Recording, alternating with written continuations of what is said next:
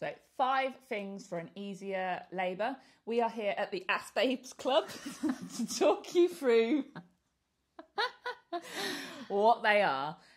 We felt it was really important to pick 5 things that were applicable for all types of birth and for all types of location, and that are not expensive. These are things that are really affordable and that can really make a difference in your birth. Yeah, they can be reused outside of birth. They can be packed into a small space so they can be carried anywhere with you. And we think that no matter what sort of birth you're having, you should invest in these items if you don't already have them. So one of the first things that we think is very important is headphones. Wireless ones, really, really good idea. If you do not have wireless ones, obviously ones with wires, absolutely fine. But these can be used during labour, during appointments, on the way to the hospital or your birthplace. They are really good for blocking out noise, playing hypnobirthing MP3s, listening to funny podcasts. They give you a bubble, almost. They create that privacy bubble and help you to get your oxytocin flowing without the noise of passers-by and stuff. The next one kind of works alongside that sometimes, and it is an eye mask. So these are really inexpensive, but a really good way of blocking out either sights that you don't want to see, that might be traffic jams or the queue for the toilet. Whatever it is that's stressing you out, you can cover over your eyes and not only give yourself that private little bubble, but also really help your hormones for birth. Melatonin is one that we use in the dark, and it's not possible under bright lights and things to be producing that. So when we want to get into our birthday bubble, bringing the headphones and the eye mask together, sitting in a little corner of the waiting room or using these in the car on the journey to hospital is going to help you maintain that little bubble of privacy the whole way through. And we get it. Not all of you are necessarily going to want to put eye masks on. You might feel like a bit of a dickhead doing that. We understand. Sunglasses. They make it darker. Not as good as an eye mask in context with that. However, you will look cool as fuck in a waiting room with like headphones and glasses on. So, you know. Obviously. Another that is really, really not expensive if you get it from the right place is a acupressure comb. And these are held in the hand, and as you have a contraction, a surge, you squeeze. And they work on something called gate theory, which is essentially that your body can only really feel a certain number of sensations at one time, and by sending this signal to your brain, you then numb the signals of the contractions that are going on. We have had so many people give birth and use this and find it so helpful. Some of them be their only form of pain relief. Yep. You can get them from Take 5 Aromatherapy, and they are £5 or something? They do not need to be very expensive. It's perfect, little size, just to hold in your hand. And if you don't, it's not a lot of money, like I said. Cheap and easy to use.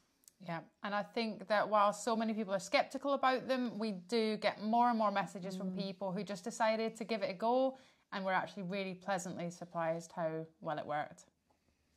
Another really useful item is some fairy lights, battery operated ones, so they don't have to be plugged in anywhere.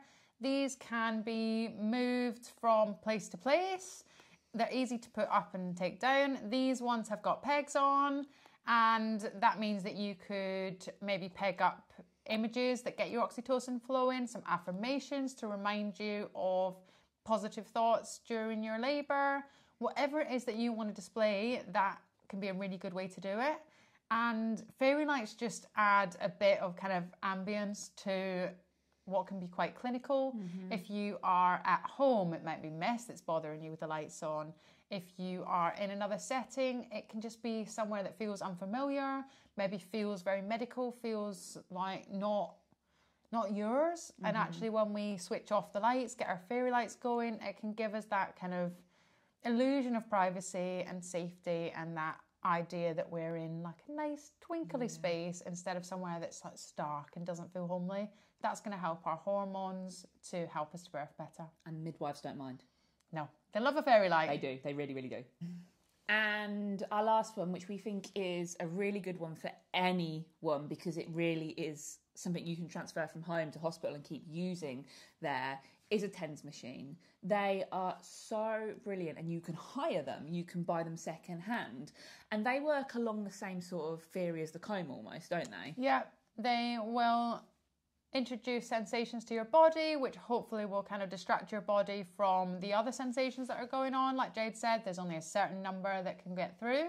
There's also the fact that they get endorphins flowing. So when we put them on in early labour, we start building up those endorphins for later on. And it's one of the things that, whilst we might be worried about having certain methods of pain relief, like maybe too early to see the impact or whatever it is, TENS machine should be put on really early and can be left on. It can be left on, perhaps you're going from home to hospital in early labour, and you can keep your TENS machine on that whole time, which means we've kind of got that consistency and not let's stop doing what we're doing, which is helping, get in the car and try and manage without. We can keep that going.